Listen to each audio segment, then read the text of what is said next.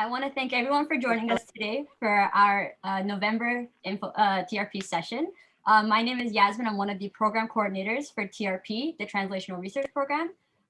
In addition to being a program coordinator, Translational Research Program, H2I, and MyTO are the three organizations that are presenting this talk for you.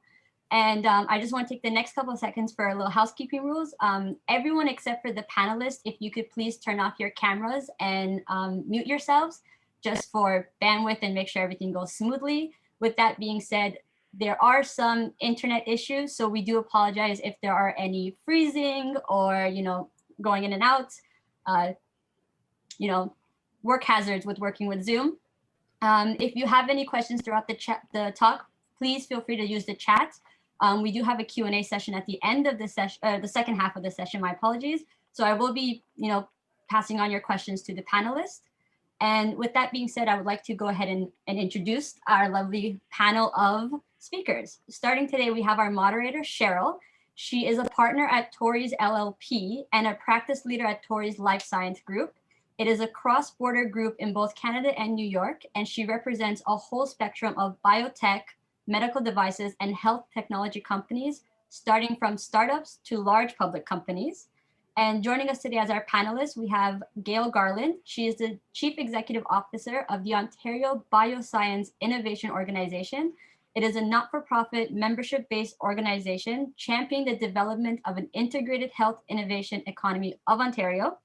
So thanks for joining us, Cheryl and Gail. I also want to introduce David O'Neill, who is the president of FACIT. I hope I pronounced that correctly.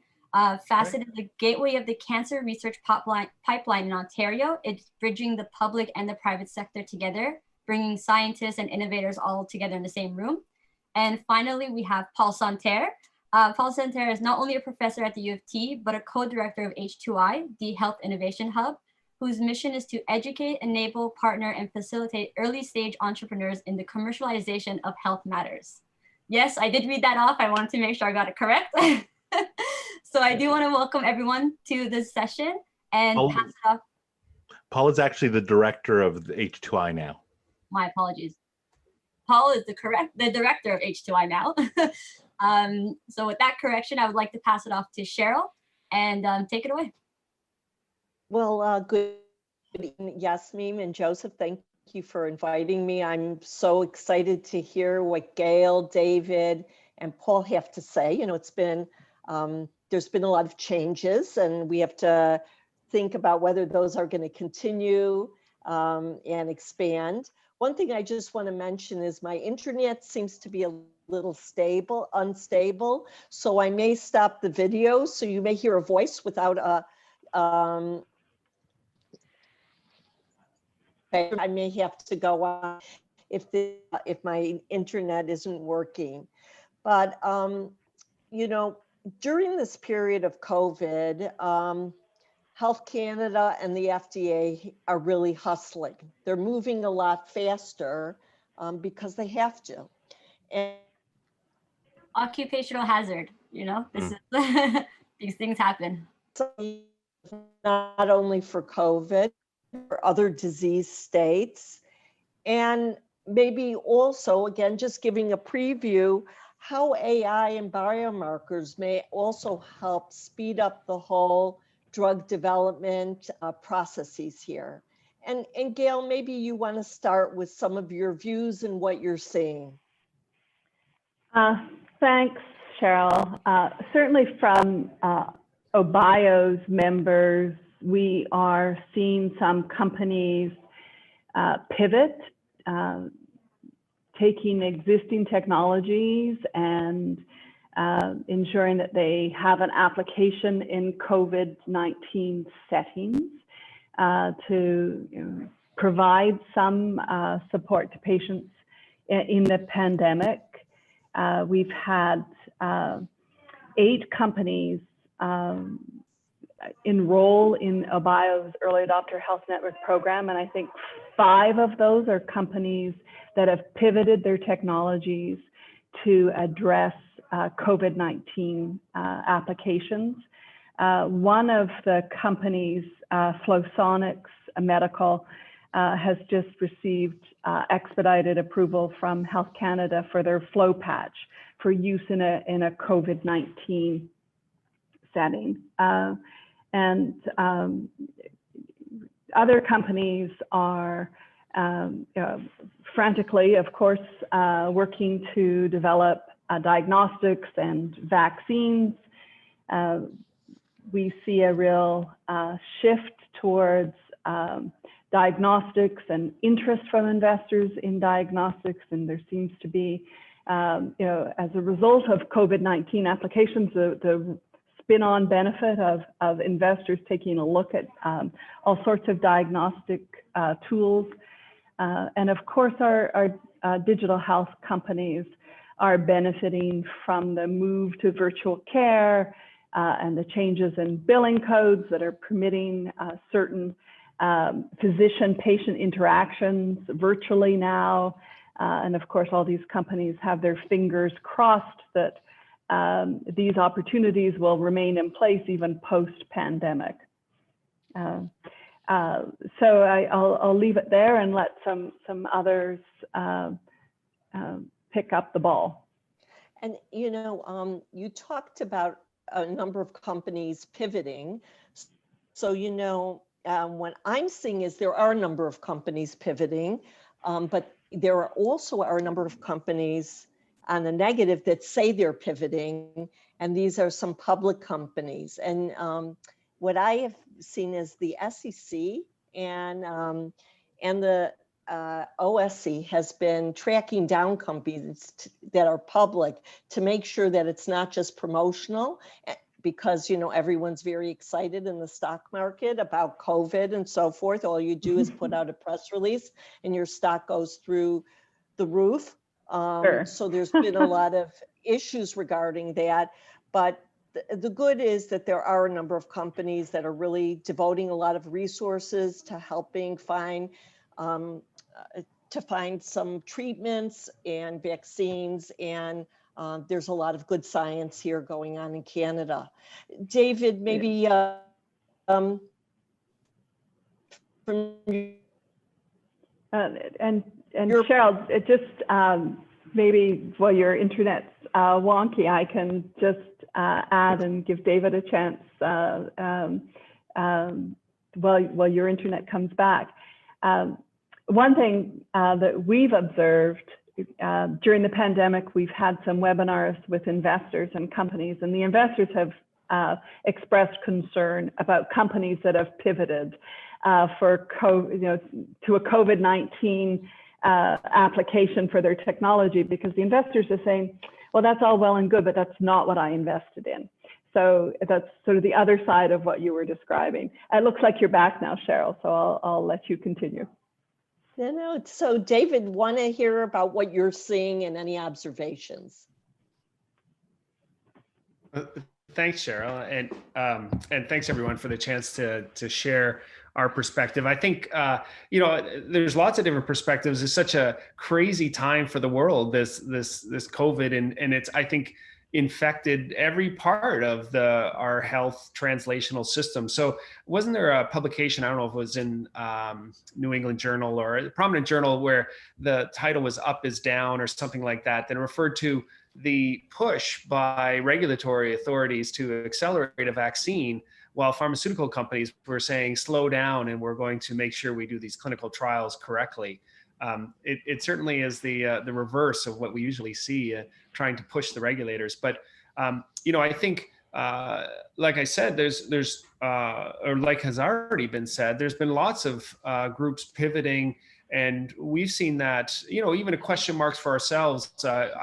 Our group is affiliated with the Ontario Institute for Cancer Research, so we're thinking about translation all the time, and have obviously a lot of research tools that we apply to cancer. And we've taken some of those on the informatics side and genomics side and applied them to COVID and sequencing and so forth. And, there's, to be fair, an internal debate as to how much that pivot should be, and how much should we be looking to solve these short-term problems and not lose the focus on cancer, because we're going to have to deal with cancer hopefully, and that's kind of a weird expression, but cancer is certainly going to be a problem for a much longer period of time, hopefully, than COVID. But I think that there's lots of parts of the healthcare system that have been pushed as a result of COVID, and I think it's raises a lot of questions that I think can be taken forward in other fields. And some of those have been led by oncology already with biomarkers or accelerated development, and now are really being put to the test. So I think it's an exciting time, but not without sort of a certain degree of chaos that goes along with a lot of unregulated testing, private testing in the United States, and also exposing some of the shortcomings of our own healthcare system for diagnostic tests and coordinating that with private payers and the like. So it's a mixed bag, but it's certainly shaken things up, and for the better, I think, in the long run. I think I think you're right, and I think we could see some real change because, you know, as you see, investors and I think is the drug innovation, health innovation is, and that, you know, in terms of Canada versus the U.S., how much we should continue to take a back seat. I know that initially, and maybe Paul, you can comment on this or anything else you want to comment.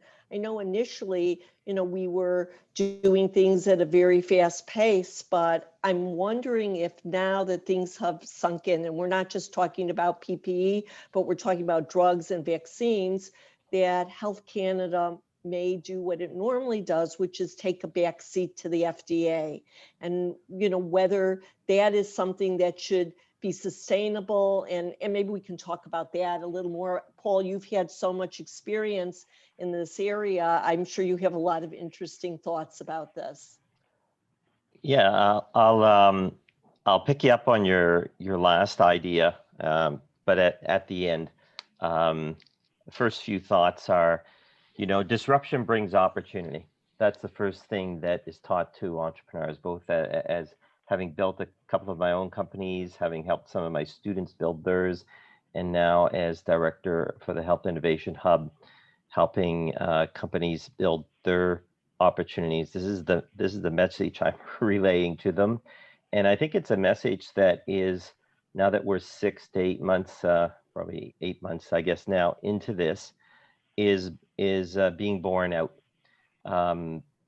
One of the companies that I'm CSO for, Ripple Therapeutics, is in the midst of closing pretty major deal. So companies are raising funding. Many of our own H2I companies have raised during this period, and while yes, some companies have pivoted, our advice to the companies have been to stay true to your business strength.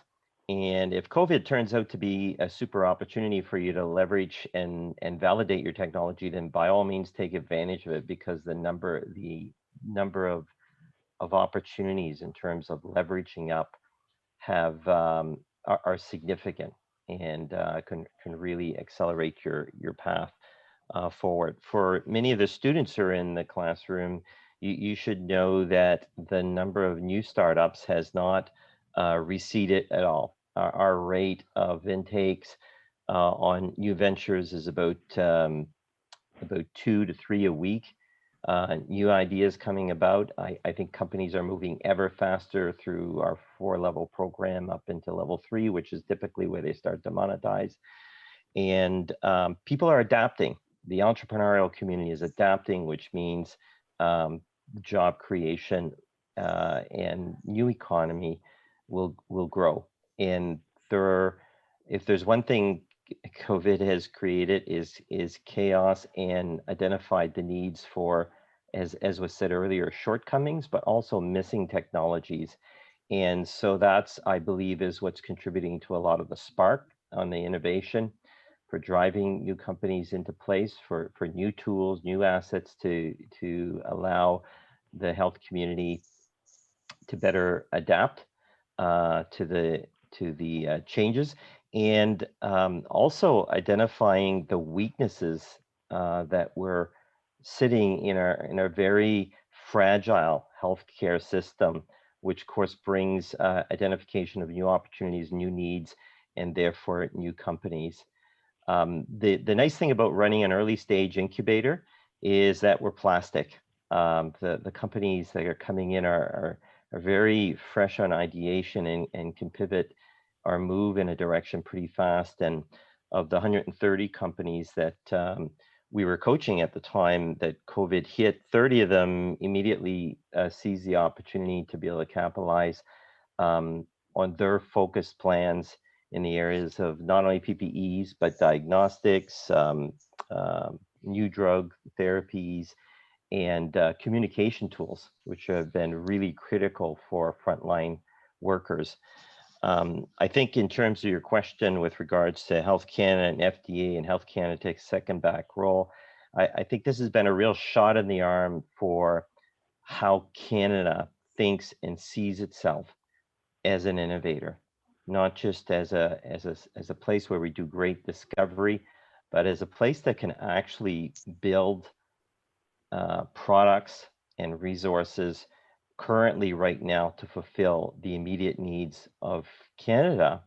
But I think we will realize coming out of this, we will be able to put those in play on a global market. So I actually think Health Canada will continue. This will be an awakening call for them, and for the placement of new and additional resources in it to be able to keep up to the innovation economy that's growing in Canada.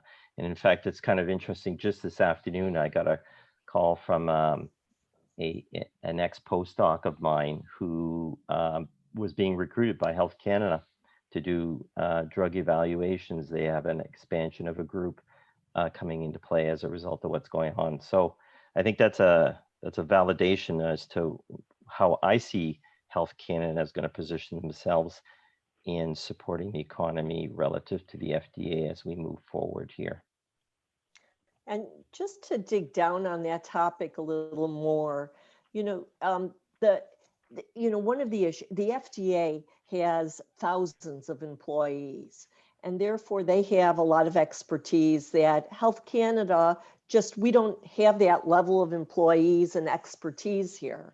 So, one of the questions is, I think one of the things we've learned here is we need to have a little independence, but maybe it would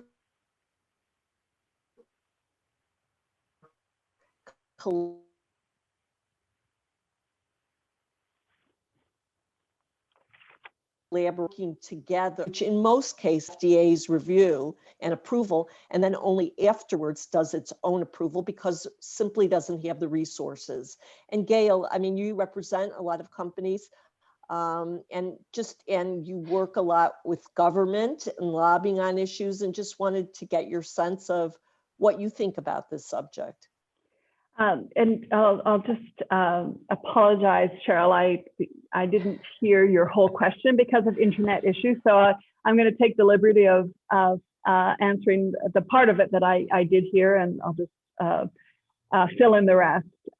So last week, OBIO launched its report, Leading the Pack, Accelerating the Success of the Canadian Health Science Industry.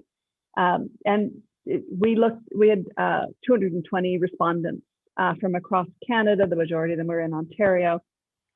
And we asked them a number of questions around regulatory process, reimbursement process, and so on. Interestingly, one of the data points was how many industry leaders of both pre-revenue and revenue generating companies said they actually just didn't understand the process of how to get a product approved for market here in Canada. And as you alluded to, a lot of companies go to the FDA first, or think they have to go to the US as their first market. So that came through in our report. Part of it is they just don't take the time to early on to understand the Canadian regulatory process, but they could, they know the US process inside and out.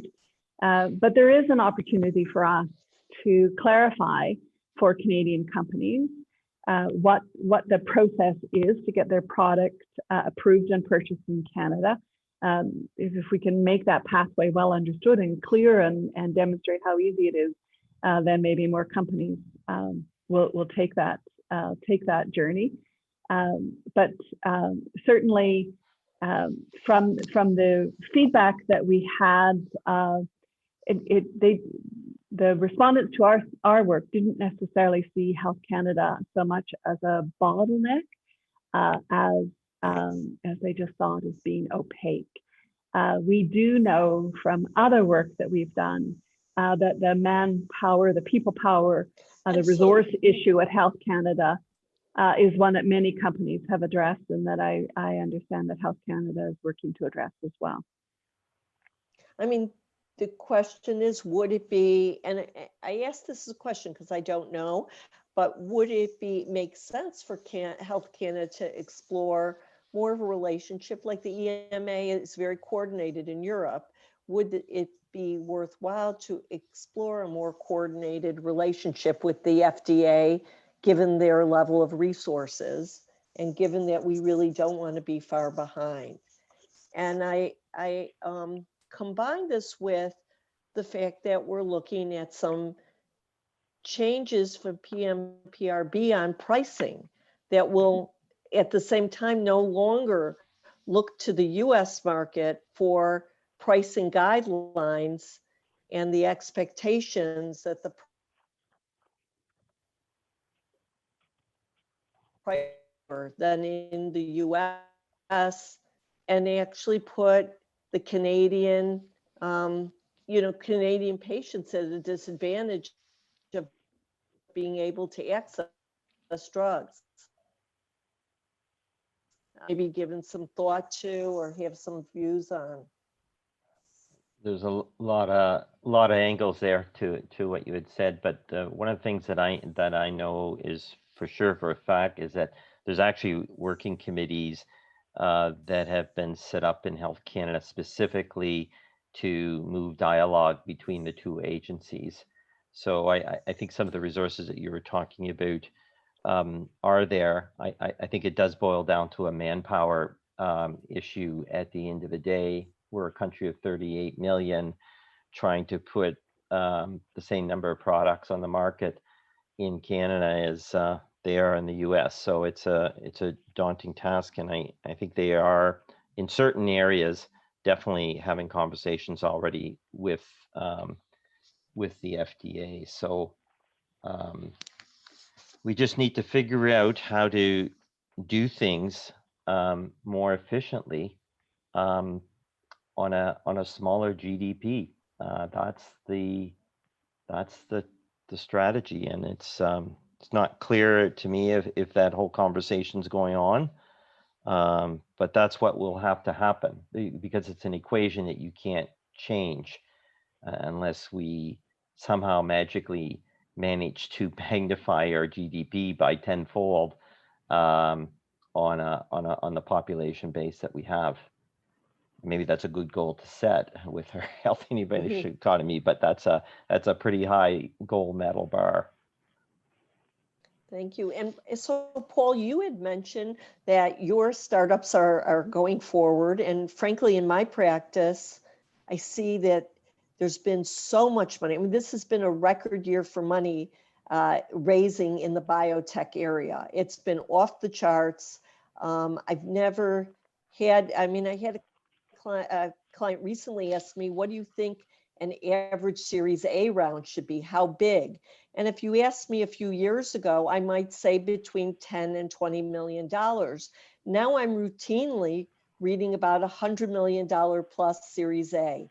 And I'm wondering, in terms of what you're seeing and whether you think this level of activity is going to continue. David, you want to? I got some ideas, but I don't want to take up all the airspace here. And I know David's area is right in this biologicals field, which is driving a lot of those big numbers. So we'll let him take a first kick at the can here. All right, thanks, Paul. Well, Cheryl, you're just hitting a whole bunch of hot topics here, like the FDA, Health Canada, drug reimbursement, and PMPRV. Like, these are all juicy topics that we could chat about for quite some time. And I guess I'll get to that, the latest most question in a second, but just on that last one, I think from Canada's perspective, we've looked at this, I don't know what the analogy is, like a fencer where we take stabs with our sword in our individual pockets that actually don't really all connect. So for instance, as Gail was mentioning, how do we get products on the Canadian market? Well, is that a driver for some biotechs? Well, maybe it should be, and maybe it isn't. And so is reimbursement really connected to economic development? Do we want pharma engaged in Canada? Well, they're mostly multinationals. So what does Canada get in return? Is healthcare a economic engine, or is it simply a cost to be borne? There's all these connections that we look at from a siloed basis of how do we solve individual problems. And I think we're just operating in a structure that hasn't really thought about healthcare in a holistic way. And as a result, you see this major disconnects that occur and will probably recur for some time until crises like this, really wake up the health system, whether it's our own proprietary intellectual property or whether it's our own supply of PPE and the like. There's lots of things that Canada will need to adopt and change in healthcare. So I think those are all good topics, and we'll have to have another session to cover them all. But I guess with respect to the startups, certainly in the therapeutic space, we've seen, some of those, and we're playing on a much smaller. Our investments tend to be in the $1 to $5 million. So we're still, if we're going to syndicate, we'd be in that Series A to Series A stage, and on a much more modest scale. And I think obviously groups in Canada like Versant have evolved into a much bigger A round with the goal of owning a platform space and providing enough momentum to the business to attract the right management and scale to allow it to execute without thinking about the next financing needs, and then also to try to capture as much value from an investment standpoint at a lower valuation and put that capital to work. I think other sectors outside of biotech have seen, there was one just on the other night on the Dragon's Den, a guy with a dog walking app, and he was sort of the Uber for dog walking, and he compared it to WeWag or whatever it was in the States that raised $100 or $500 million. So I think you're going to see a number of these companies where the capital exceeds the needs. And I think there's also an interest in some Canadian biotechs to raise more modest amounts of capital, do more of it locally, and be successful despite the advantages.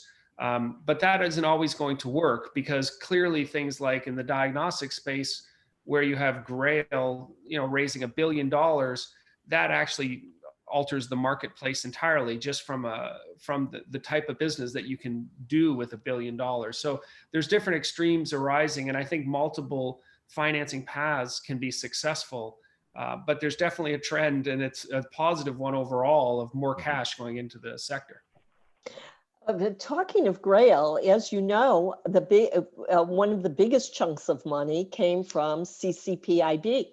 So it's not like we don't have the money here in Canada. You're right, the big money is always thought to come from the US, but in that case, CCPIB did the $350 million crossover round. But Paul, getting back to medical devices and diagnostics, because I think David really hit it on the head by saying, there's so many different topics here, and maybe we need to think about where we need more coordination with the US and where we need more independence. Maybe on the drug side, when there's so much at stake and so much money that's required, maybe more coordination. But we saw when the government needed PPE and ventilators, we had companies here in Canada that were selling all over the world, but couldn't sell not one product here in Canada. So when the government came to these companies and said, hey, we have a humongous order for you, and they only had a few employees here in Canada, we got ourselves in a bind.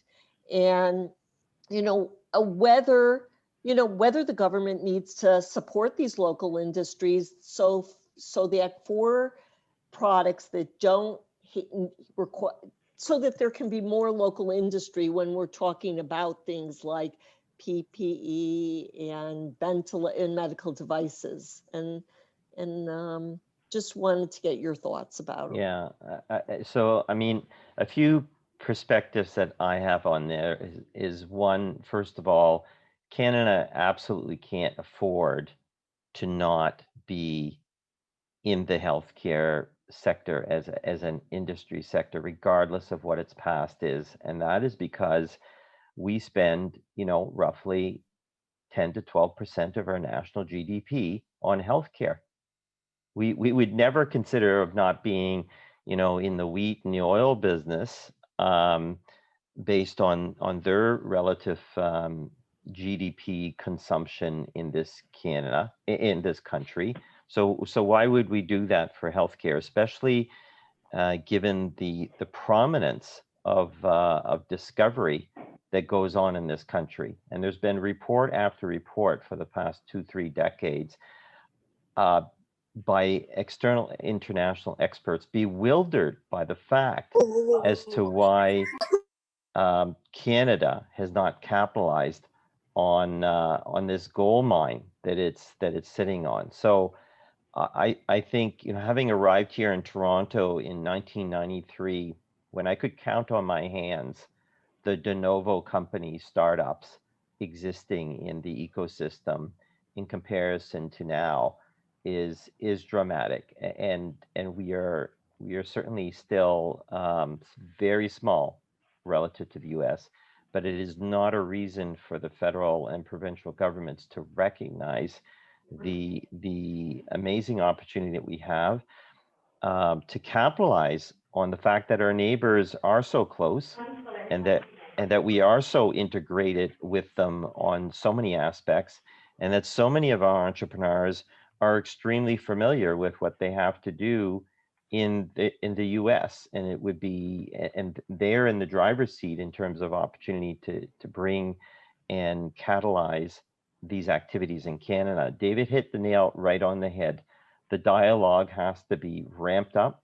It has to be coordinated, and it's not as if there's not other jurisdictions in the world, small jurisdictions in the world that have achieved this. Ireland, Spain, some of the Norwegian countries have become pretty significant powerhouses in unique areas of healthcare technology sector, but it took a national agenda to drive it, and we have to drive a national agenda, which is an easy thing to say when you have part of the country still wanting to relive the glory days of the 1930s in drilling petroleum out of the ground, when there are so many other amazing opportunities at our fingertips in this country in terms of innovation and technology. So to me, that's, I hope we emerge out of COVID-19 with a desire to drive the agenda forward and to have a coordinated conversation and see coordinated action on this. So Paul, I think that's very insightful. And, the hope is that maybe this gives politicians cover to invest in this health innovation, because as you know, it's a very long process and politicians need to give quick results. And Gail, this is something that you're very close with because you work with government a lot, but I'm hoping that now, they will get that cover from the population. Question is that people have very short memories, but Paul, as you said, I think I would pair paraphrase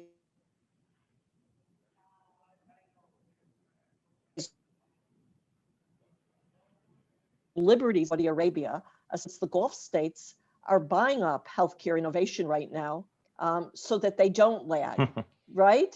So we're sending we're sending people from UHN and Sick Kids and all the hospitals, our best people over there to teach them. They're now taking people from, UAE and Israel. And the last thing we want to do is be a poor Saudi Arabia when we really have all this great innovation.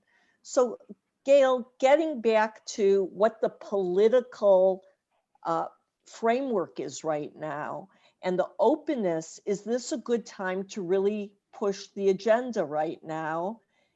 Or is everyone just so busy trying to fix the COVID problem?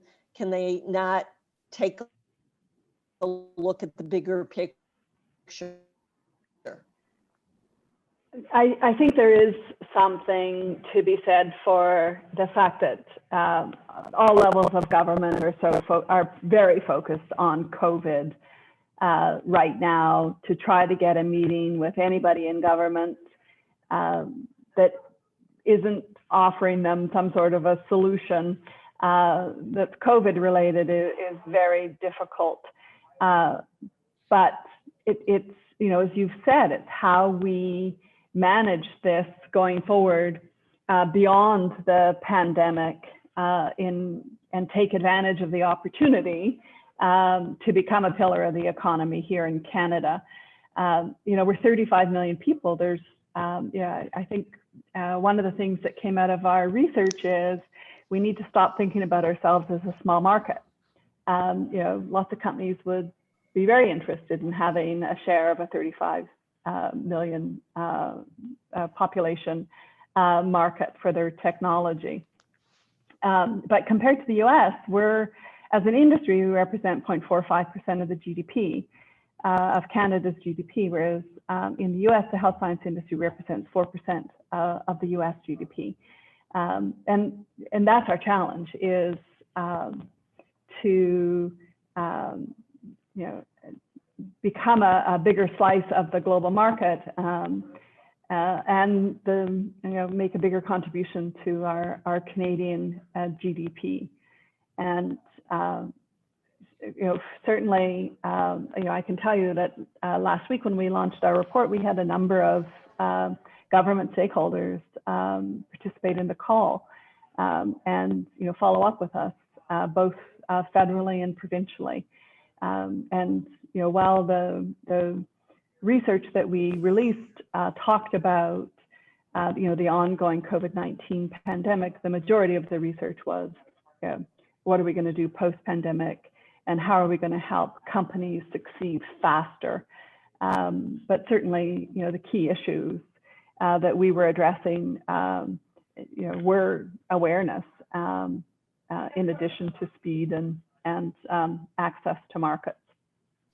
To the point on policy, though, just to dovetail right on the backside while we're on the topic and with Gail's comments, to dovetail on the importance of governments to be having the conversation right now, is that we're seeing a lot of Canadian companies go to Australia. Australia has always been viewed as a great model for a great benchmarker against Canada. Our dollar value is similar, our culture is similar, and yet our companies are going down there to do clinical trials because of something that the government has decided it would do. It would attract companies to do first-in-man clinical trials down there. It would support it with its hospital network.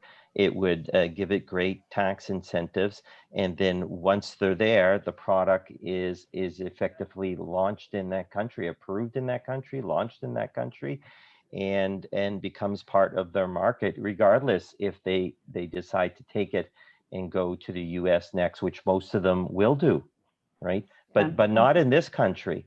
Not in this country. For some odd reason, if you're going to do clinical trials in this country, it's a knock at the door and it's a start at zero in conversation with each of those facilities when you get them going. And I know there's a couple of initiatives a foot on the ground, but all they are very small pilot studies, 3 million, 4 million here, trying to put together a group of hospitals that try to connect our companies hooked up together. But the tax incentive system, the initiatives that could truly be driven by government will are not there. We're not even having the conversation, you know. So there's one advantage of the Australian tax incentives as well is that they will give credit for work that's done outside of Australia if it has to be done outside of Australia, which is something that our SHRED program, for example, could take on, and it would make a meaningful difference for companies. And everything's global, and not all of the work necessarily can be done here, and that's that's part of the holistic approach that Australia has taken. And Gail, I mean, even more so is most countries try to encourage foreign investment. So if you get too much U.S. money, if you get too much investment from the U.S. or from any place outside of Canada, you lose your reimbursable SHRED credits, your enhanced SHRED credits. So yeah, that's just ridiculous. It's not. They've got to get with the times on some of these criteria, and capital is fungible. If our companies can do a good job of attracting it here, our job makes no sense, right? Our job is to keep it here, right, and to incentivize capital to build the companies here, to make it what everybody calls sticky capital, and that message is starting to get through. And I, those are conversations that we're having with all levels of government. And it was a contributor to OBIO being funded by the federal government for our early adopter hospital network, was just advancing those kinds of arguments to people in the federal government, and positioning this as a way to get companies adopted into the healthcare system, to get them commercialized here, develop key opinion leaders here, all those good things, so that they can go to the global market.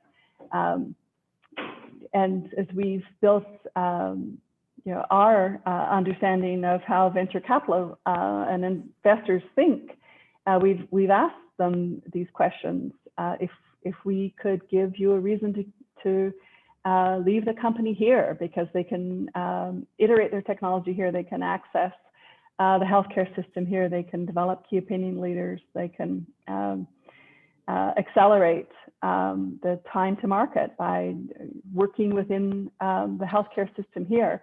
Is that a reason to leave a company here? And they say yes. They have no profound reason why they want to pull a company out of Canada. But if they view Canada as a hostile market, good science in a hostile market, then that outcome's pretty clear.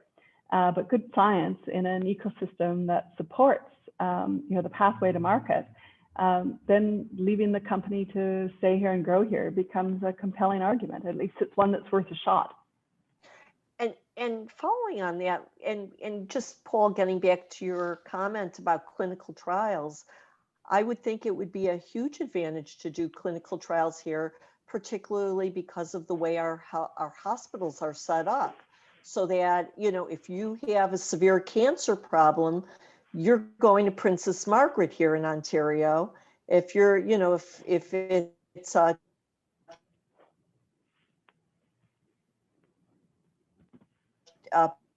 even in, are all doing the same things. Here, I would think there would be a lot of advantages because this healthcare system has already organized it. Paul, is that correct or not, or what am I missing? Well, provincially, yes, but as you know, we can move across this, even though we have public health care across Canada, the way that public health care is accessed and where its priorities are changes, and its openness to enable innovative young companies to be able to use it early on into their first in human trials is not equally accessed everywhere. That is the reality of the situation. Why it's like that, I don't know. David or Gail may have a better perspective on this, but that is what we have observed. I know the very first company that we launched here in Canada did its first products actually in Canada. And you know where our first hospital centers were? They were not downtown in the big research hospitals of the Toronto GTA. They didn't want to tell of anything at all about this product made in Canada. It was a little hospital in Saskatchewan, one in Nova Scotia, Ottawa, BC, and I forget where the fifth one was. So that leaves you scratching your head as to how I think it leads to the conclusion as to how fragmented the policies and practices are when they don't have to be for exactly the reasons that you said a minute ago.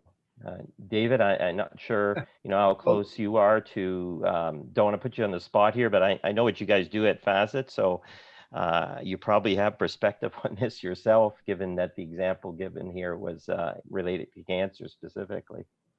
Well, I don't know whether to say "don't get me started," Paul, and that might be the best response there. But I think there's lots of things, and I think it relates back to, we often have these discussions like we are here with a lot of group that think about the value of healthcare and the potential for innovation in that space, and yet we're kind of in our own little bubble because what we don't have is people. I don't think people have experienced that healthcare can be. They haven't gone to Kendall Square. They haven't gone to San Diego and San Francisco and said, wow, you mean this whole thing can actually give jobs to my children and grandchildren and create opportunities? They haven't had that exposure.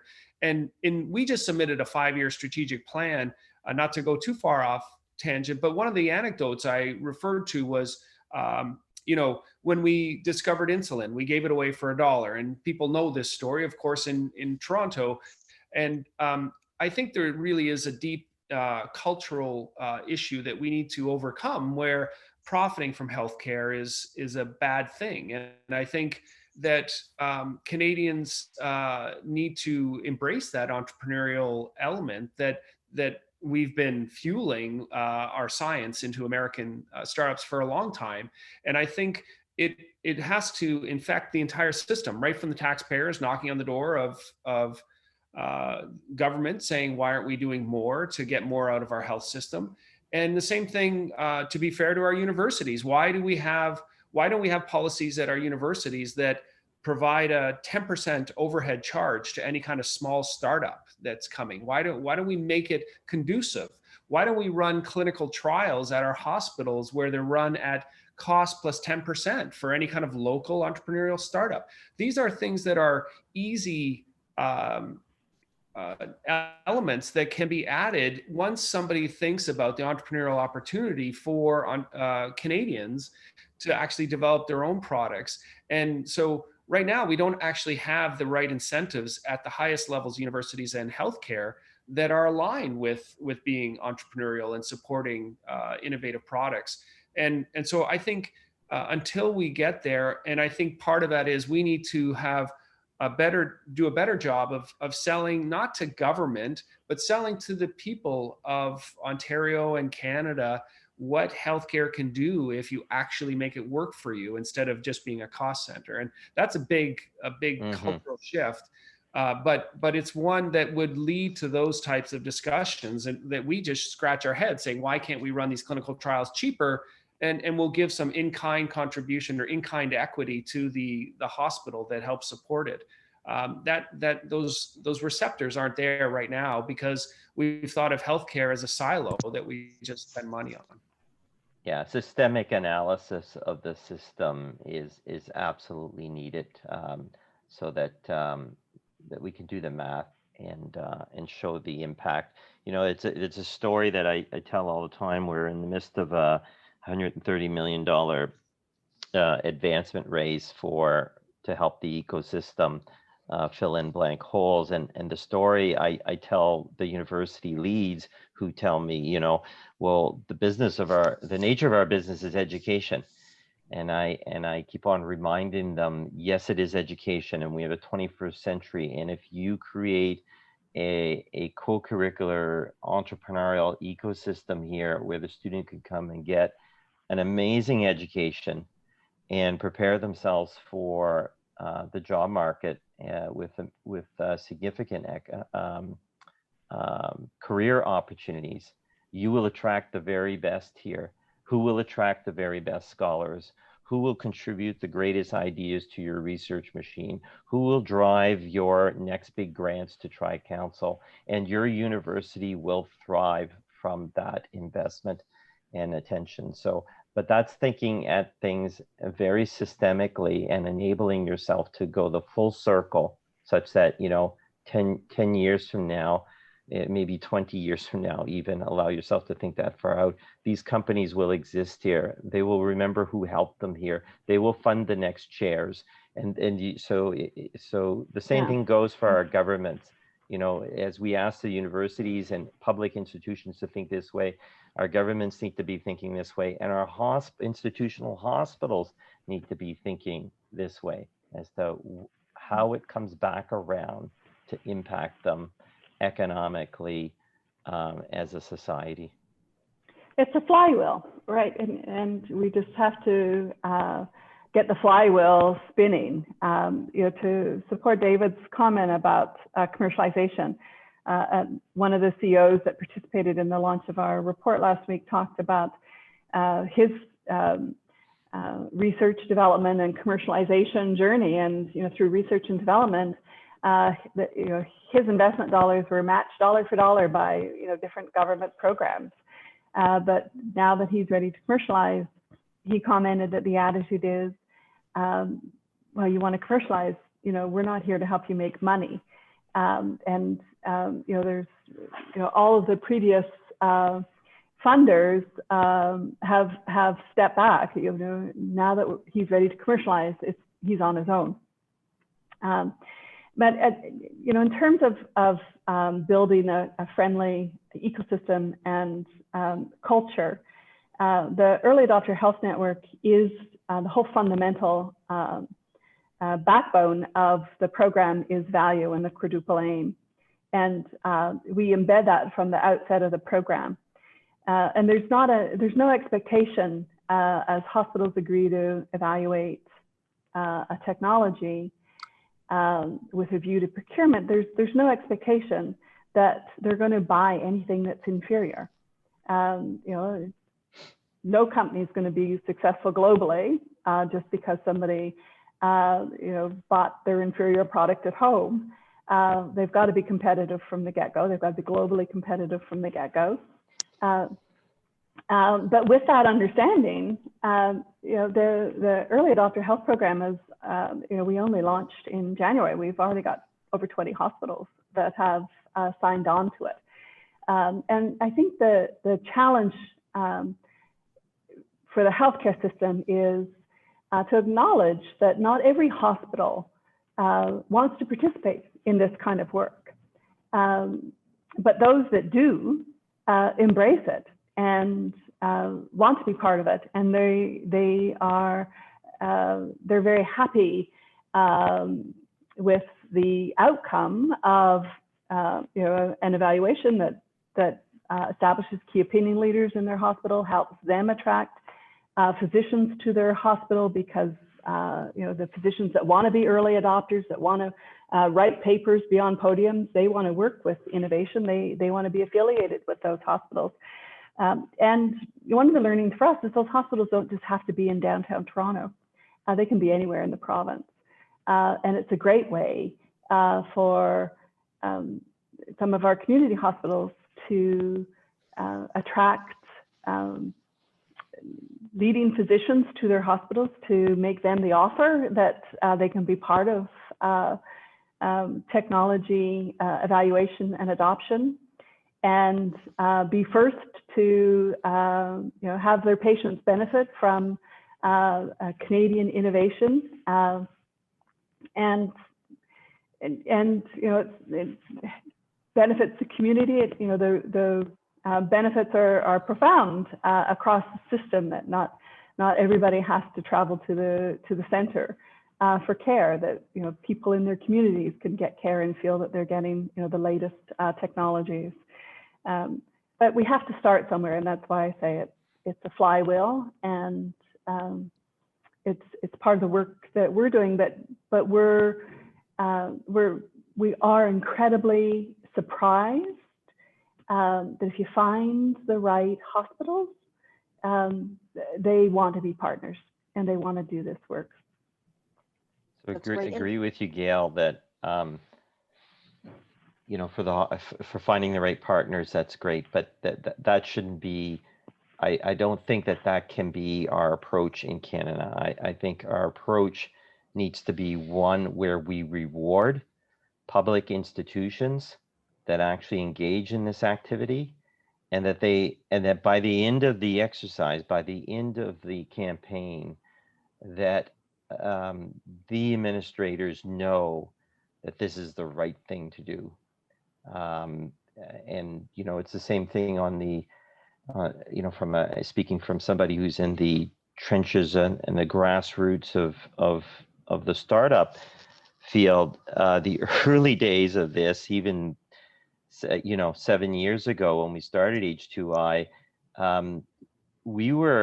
it was a very tough PR sell to the Faculty of Medicine, not to some of its leaders, but across the whole unit, that this needs to be integrated into your curriculums, into your way of thinking and driving your business of educating. And this needs to be rewarded. And we're still very much on the early phase of the path. And I would argue it's the same thing for the hospitals. The hospital institutions, public institutions, I'm not calling on penalizing those that don't, because I think they grew up in a culture and a mindset that seems to be very challenging to get out of. But for those innovators who are embracing your program, they need to be rewarded, and we need to engage these people to be able to teach other hospital administrators of the values, the humanitarian values, I guess the feel-good values that you put out there on the table.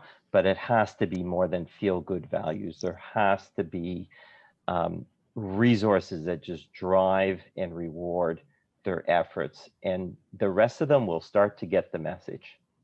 Well, yeah, and that is part of the model, Paul. There is a governance model that, as part of the determination of value, the next step is dissemination. And I absolutely hear you. The executive teams need to be involved, and the executive teams need to sign off on their participation in this program. But it is a flywheel, and I absolutely agree with you regarding the rewards. But I do think that for some institutions, I mean, the early adopters to the early adopter program, they're the ones that see the rewards of just being innovators. And of course, there's some financial remuneration that we are able to provide for them to participate, to cover their costs and so on. But surprisingly, there's some hospitals that, at least now, at least in these early days, for them that's enough. But I agree that the whole system needs to be rewarded for this kind of work. The good news is I think they are starting to be rewarded, and this is what. There have been some home runs recently, and that have brought in tens of millions of dollars to certain hospitals. This year, there were 2 IPOs for over $250 million on NASDAQ of Canadian companies. Fusion and Repair. I think Repair is now a unicorn with $1 billion valuation. And then Blue Rock did exceedingly well. So I think what's going to happen, I want to be a little more optimistic.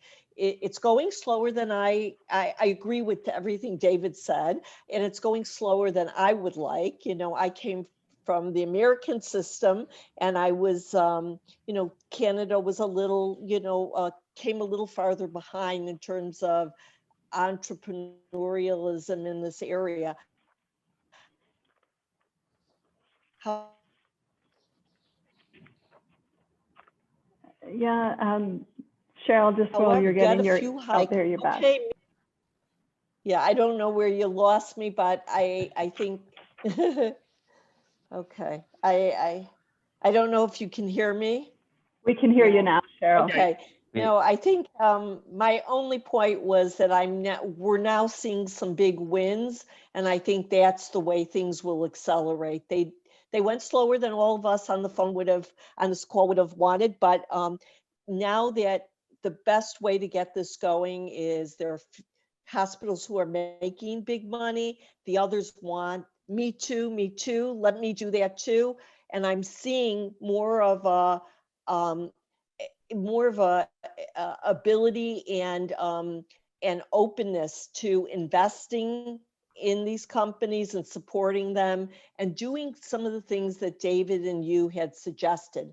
So I'm hoping that between what was happening anyway on the innovation side and this COVID that's really brought home how important innovation is, I'm hoping, and again, this rapid innovation and approvals and a little grease here will continue, even, God willing, after we address the COVID issue. I agree. I think there's a lot of optimism here to be talking about. I mean, the last 3 years we've watched these young startups in the Health Innovation Hub go from 9 million generation to 20 million to 45 million last year. That's quadratic in nature. So anybody who did well in math loves to see that kind of growth. The point is that we started low. The momentum is gaining. It's in the early days. And I think what the big message on the call here is we all need to be on the same song sheet to drive it and ensure that that growth continues, as you've said. And it's a very positive story right now. I think the goal is that we have to keep it positive, and it's got to be more than just goodwill and feel good about what we're doing. So in our survey, 47% of industry leaders said they were more optimistic about the future of the industry compared to a year ago. And I pulled the deals done off of PitchBook year to date. So this is PitchBook, but usually it's pretty good.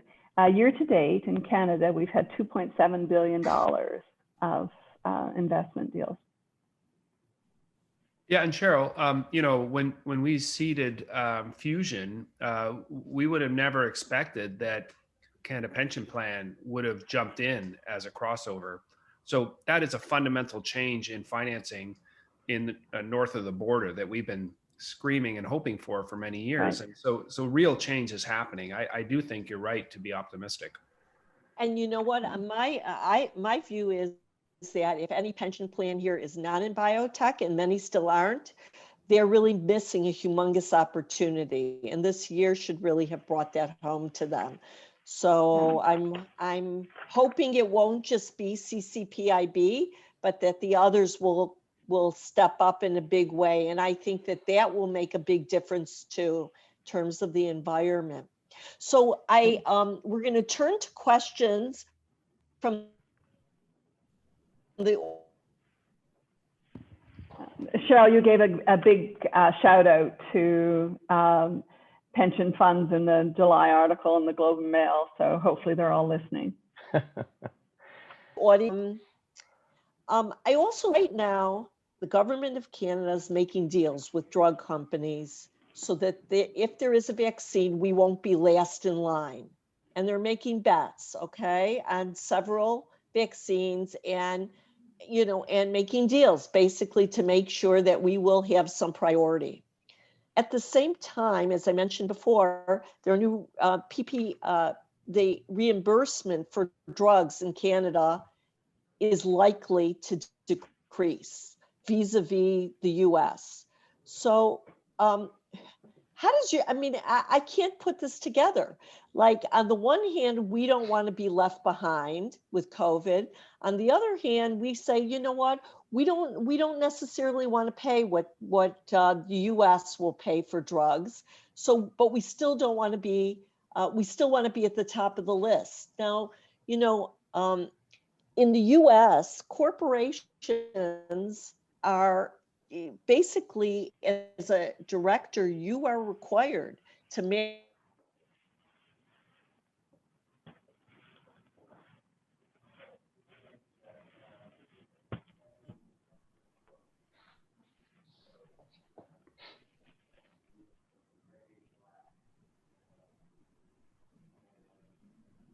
of different goals. So tell me how you're.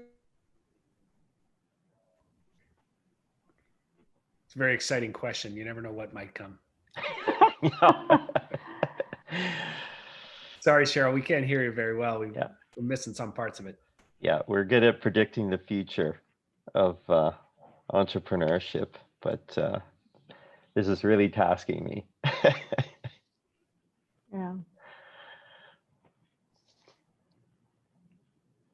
So Cheryl, is the essence of what you're saying, we can't have our cake and eat it too? I'm sorry. I think I went off, and you'll excuse this internet. It's we need to. I need to call Rogers and have them ramp me up again.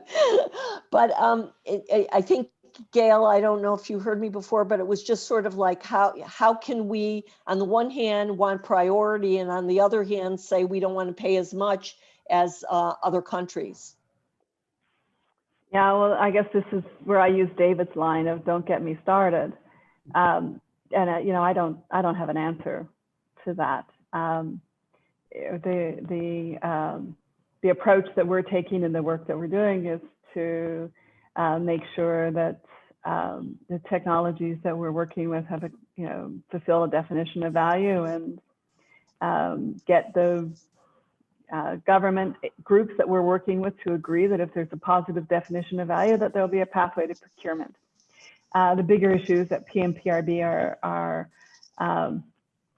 extremely complicated and extremely political, and I don't have the answer to that, and that's going to take a lot of lobbying on the part of multinational pharma, and their approach is one of those don't get me started stories.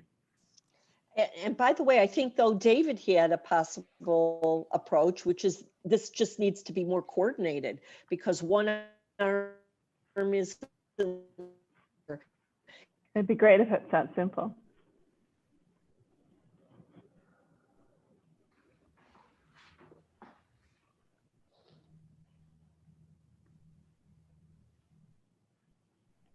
Well, just for what it's worth on the drug pricing, of course, people may know that the U.S. Is the odd one out, more so. They're the ones that are paying to deal with all these. I don't know, Joseph, you may have to ask some of these questions. My internet is not doing well, but there is a question about, in terms of, David, maybe you can ask this, in terms of getting rapid approvals, it's great. But are we risking safety by going quickly here? And how best to balance how fast we should go, especially during this time of COVID, in terms of approvals?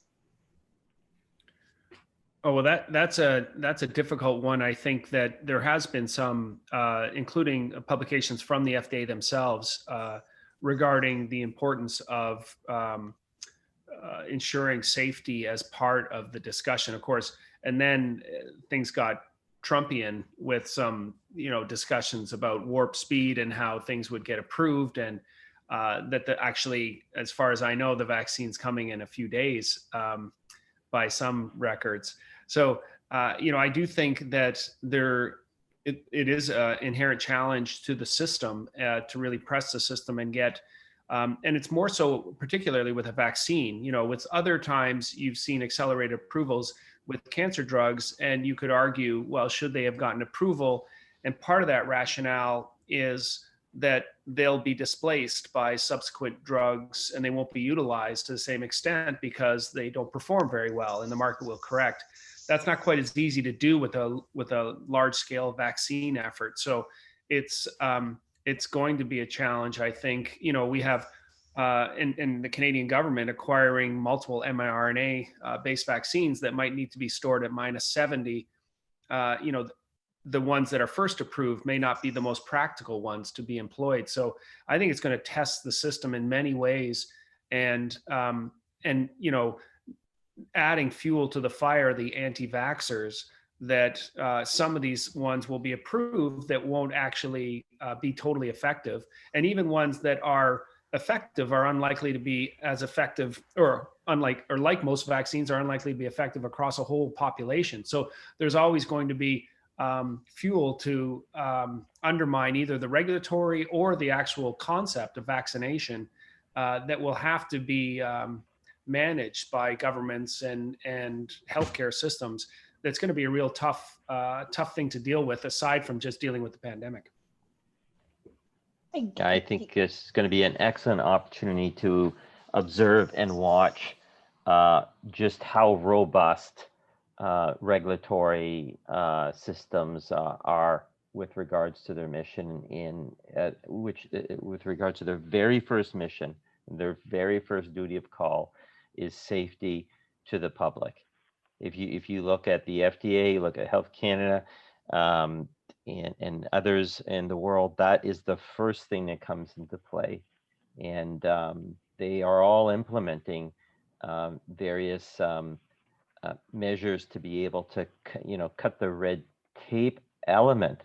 But safety is, as far as I've seen, and in discussions with my colleagues and companies as well, going in the U.S., that the lowering of the bar in safety isn't a card on the table at this point in time. To come in robust circle. systems, in Right. robust systems. Yeah, Cheryl, you cut out, but you were asking a question about PMPRB, and here's an opportunity for the pharmaceutical industry to build some goodwill with the Canadian government, and that might help smooth over some of these issues that you were identifying that heretofore have not been addressable by multinational pharmas because of a lack of trust and a lack of goodwill. And if that can be restored, then maybe these dialogues can have some impact. Do you think, by the way, that, it'd be very interesting if a drug gets approved in the US, but doesn't get approval in Canada, or if it gets approved in Australia and doesn't get approved in the US, it seems like there could be a lot of pressure from populations to get their government. It'll be very interesting to see what countries move fastest and what kind of pressures are then put on the government to catch up. Any predictions, Gail? I think there's a lot of moving parts. I can tell you that for the OBIO Investment Summit that's going to be held in February, our keynote is one of the leading thinkers on just this very topic. Because by February, I think a number of these projects will have advanced, and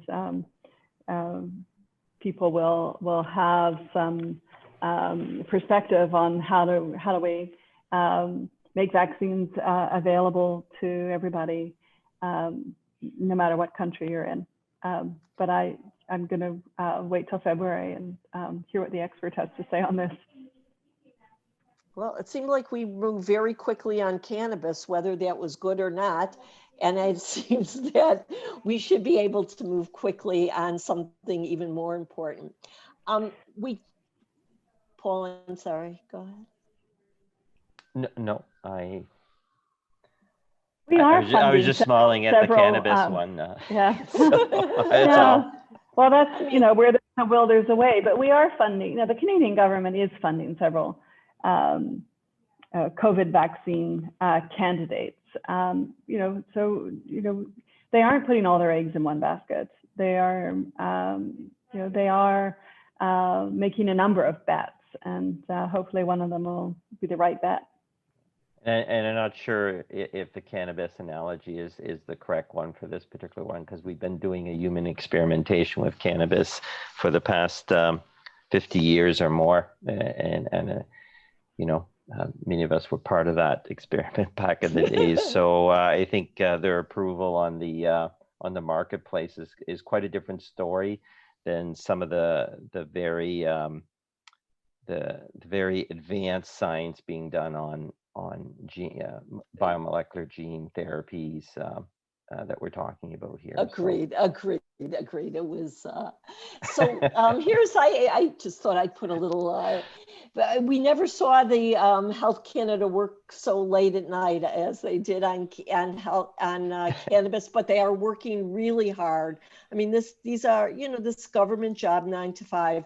We see that they're working really hard also now, to their credit. So. Yeah, and I just want to correct you. I don't think 9 to 5 is very fair. I think people in government work very hard, and I think through the pandemic, we've had a lot of indicators that people in government and even government agencies are working 24 hours a day almost to address this situation. So I don't think there's very many 9 to 5ers around at all. No, and if I meant right now, they're working very hard during this pandemic. I agree. Question from the audience as to whether, in your experience, you think there might be room for new approaches to expediting research to commercialization, other ways of approaching it. And David, maybe you have some thoughts on that. Yeah, I'm on mute, or am I not? No, I'm not. You know what I think is just a quick aside about the changes. I think what's fabulous for Canada is that all across the news for the last almost year have been all women leading the public health efforts, and people actually listening to them for the most part. And I think that's been a real nice change from, all the public health officers from most provinces are women. And that's been a great element to add to our healthcare discussion. So, one of the things that we're looking at with OICR is, we call it commercialization, but really it's also about adoption. Whether or not, in our case, whether or not it makes a big financial return, and how does it help patients with cancer. And so I think one of the things that we're doing at this Translational Institute is think about how do we, before we even start funding research, have a discussion with the Ministry of Health about adoption. And I think increasingly, I like to see that trend, and we're only starting it within OICR and FACIT. But we've had some initial discussions, and I think it's important so that we don't have a model where we may have had it sometimes in the past, where good, well-intended researchers without the knowledge of adoption and healthcare reimbursement might throw a spoon over the fence to technology transfer when a fork was needed. And so part of that requires, without being, adopting an entire venture capital model where you're only doing investing in research that is going to have an applied and reimbursable path, because that's awfully limiting.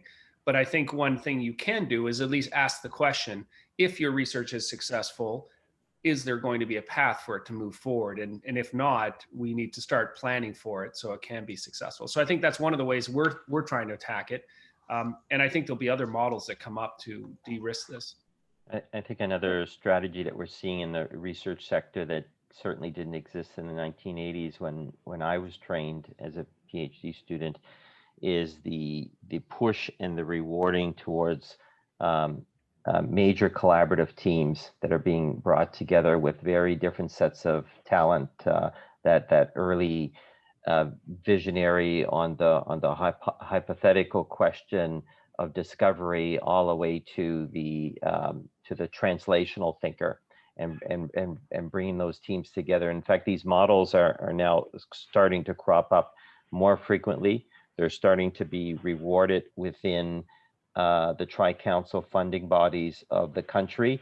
As this started to emerge, you can imagine the disruption that this created, the solo scientists no longer being competitive, despite how good they were, at the expense of the emerging, very collaborative, very information sharing team to drive forward the holistic path towards opportunities on translation. And our lab is located in the Ted Rogers Center for Heart Research, and this model is being proven out so strongly now that you're seeing corporations starting to make significant investments. Look at the recent Tamerty investment of $250 million. They've known for a long time that corporations with big teams that work together do amazing things for society. And the research machine in this country is starting to move in that direction. And the faster we can move it there, the more efficient we're going to be at delivering very effective research that makes it into the commercialization realm. So I can add a little story to support your comments, Paul. And but first of all, David, I'm so encouraged to hear that you're thinking about how are these technologies going to be bought, even when you're working with research projects and that you want to advance, because I think that's exactly when we need to start those conversations. At the OBIO Investment Summit in February of this year, we had an early technology showcase, and Ottawa University, Ottawa Hospital Research Institute, and CHIO all participated as part of the early technology showcase, along with others. But my story is related to one of the technologies. One of the researchers that attended talked about his research as part of the summit. Talked about his aspirations to develop and commercialize this research, spent the 2 days of the investment summit talking to all of the investors there, learned from them what they would consider investable, went away and approached OBIO just a month ago. And based on the input that he received from investors, he and his colleagues have spun out a company, and they're already well on their way to their first investor, because they learned how to start to think about the market and what an investable technology is, right from the get-go. And that's the difference it made from February to October. They were able to, they didn't have to quite pivot, but they had to certainly pick another project from the basket of projects, and based on the feedback of the investors about which of the projects was the most commercializable. It wasn't their pet project, but it was the most commercializable. And the investors said, this is the one we'll invest in. You can bring your pet project along, but it doesn't have the potential that the one that they decided to go to market with does. So we have some hard questions from the audience, which is how are they going to validate a vaccine or treatments when we still don't really understand the long-term effects of COVID? We still don't really understand. No one understands this disease. So how is this going to be validated? David and Paul, you're the scientists here. I know it's a very hard question, so I'm curious as to how you can answer this one. It's a very good question, and one of the first things that's off the ground is that, of course, we're not only investing in vaccines. There is a lot of amazing science going on in the area of inflammation. The inflammatory pathway on this, all the way over to the impacts on cardiovascular in the system. So it's a multi-pronged approach. There are a lot of research avenues that have opened up, which are addressing the spectrum of what COVID is. And I think they will all move in line. There are many forums, many symposiums being set up. There's Can COVID being set up, which is bringing together multiple FACIT discussions on the evolution of the science. So hopefully, the pieces of science that need to come together to enable us to make the right decisions on given therapies. Whether for treatment or for prevention, that they will be in sync together, and the only way to achieve that is to not shut down research in every other field for the sake of moving ahead of vaccine, but keeping these other avenues of research going, so that you because COVID-19 is a systemic disease at the end of the day. People are dying for various outcomes associated with it, and we need to be making sure that we keep on funding and advancing all of those avenues. That's my perspective on it right now.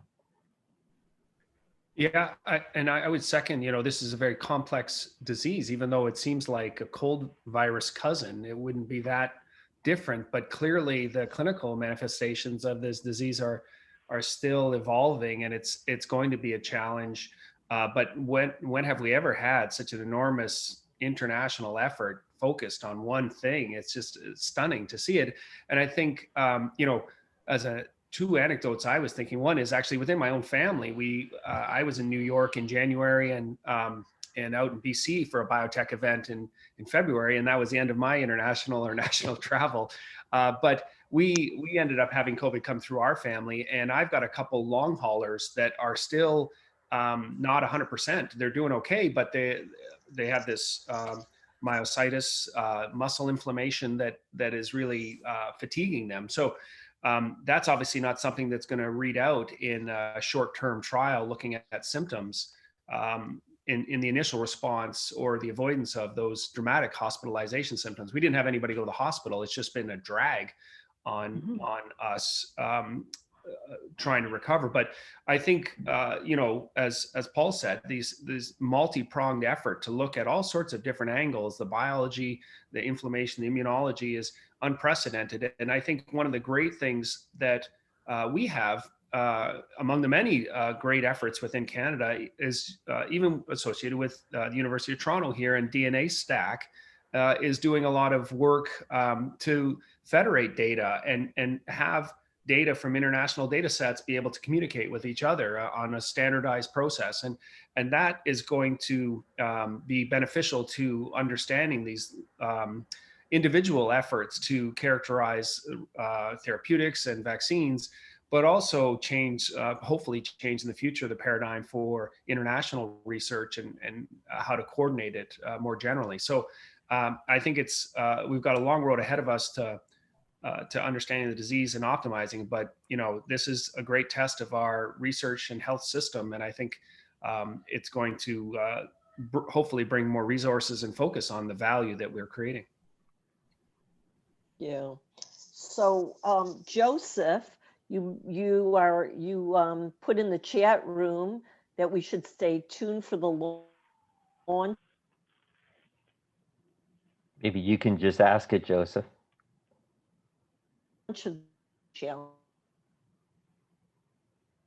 You're muted. Yes, I see that. stay tuned for the launch. So one of the things that our community, and I'm not just talking TRP or H2I or MITO, but one of the things we're working on is trying to get people to become more innovative in their thinking and starting at the beginning. So one of our projects that Paul alluded to is related to the health nexus, is the design nexus, and we're going to be working with people from across Canada, hopefully to spark innovation around improving health and care delivery. And so stay tuned. In the next month or so, you'll start hearing about the Praxis Challenge, and how ways that you can get involved and participate in workshops and build teams and ideas towards launching innovative projects, including potentially companies. Okay, and I want to really, this has been such an interesting conversation. I'd like to ask the panelists to maybe, if they have any closing remarks. And, you know, we can't, as an American, I have to, of course, we have to be mindful of the fact that we may have a new president-elect tomorrow morning. We don't know. But how you think, maybe in your closing remarks, if you wish, to address how you think the election may or may not have any effect on the path to addressing COVID going forward. Paul, maybe we start with you. I thought I'd give a loaded, you may give, if you wish to give closing remarks that do not address that, we will permit that too.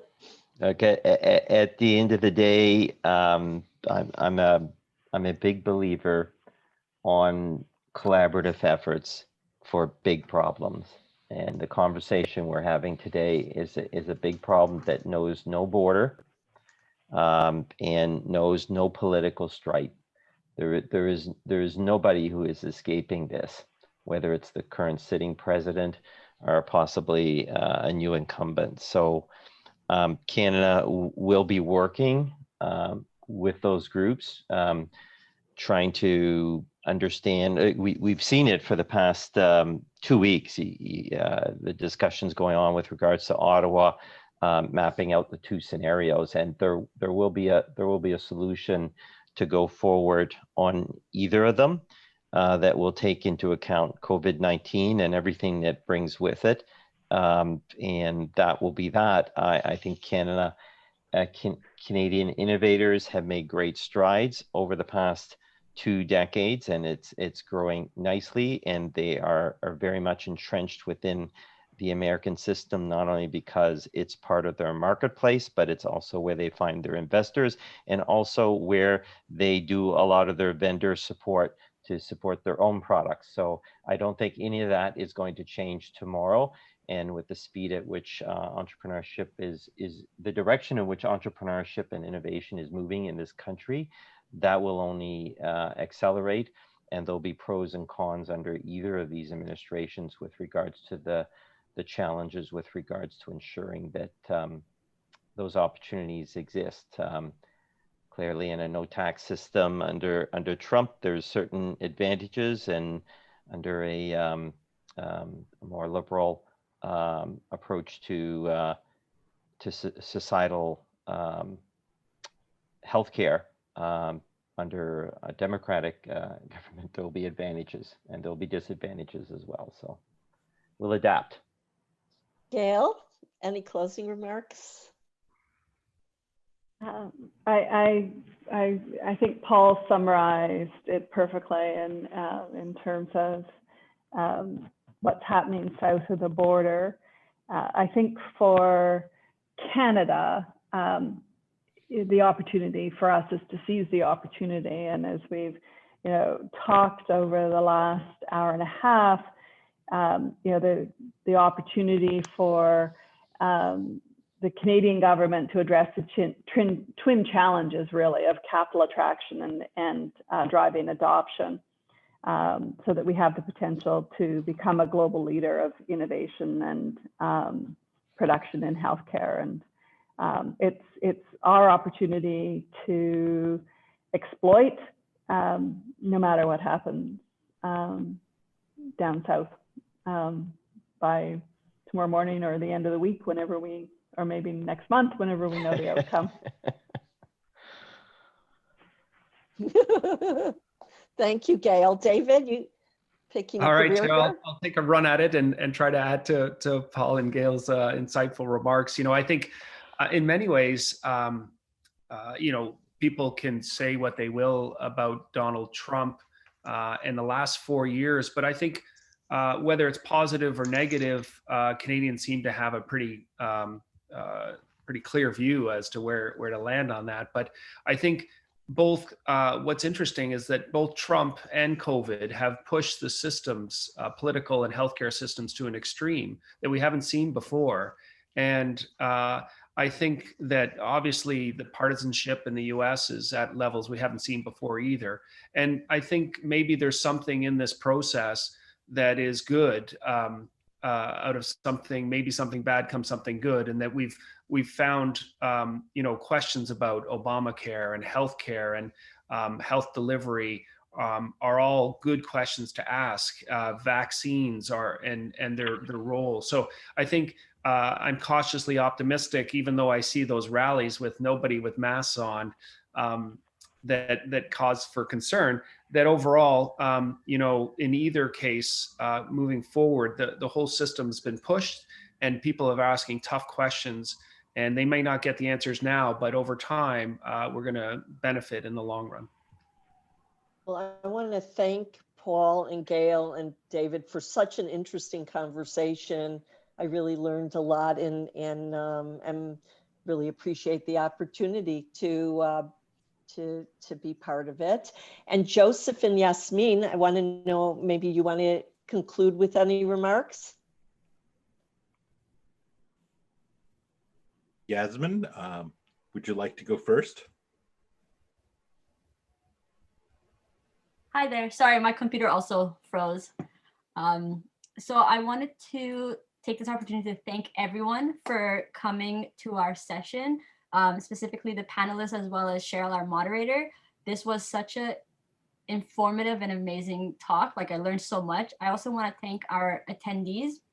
The chat has been going off since we started, and I love reading everyone's opinions and questions and, you know, getting everyone's thoughts all in one session. I do want to take a second to thank TRP, MyTO, and H2I, Paul Santerre's hub, for presenting and offering this session to us. And we have another session coming in December. You will hear about it coming soon. And again, thank you so much on behalf of everyone here. Joseph, do you have any final words? I'd like to thank Yasmin for helping put all of this together and all the hard work that she does to get the speakers and panelists coordinated and everybody to hear what's out there. These talks are really important for me because these days with COVID, I tend to spend most of my time in a basement in my same chair, my same desk. So these are my social activities, and this is my true news. So I want to thank Yasmin for helping out. I want to thank the speakers and panelists for coming out. Cheryl, you are a wonderful moderator. You were able to engage everyone, and thank you. I think that as a community, I think it's really important that we take time to think about some of these issues. And I hope that all of those students, researchers, we have a very diverse group this time, that you will participate in the future. But also, if you see a problem, if you see a need, go out there, solve it, innovate. We're here to help you.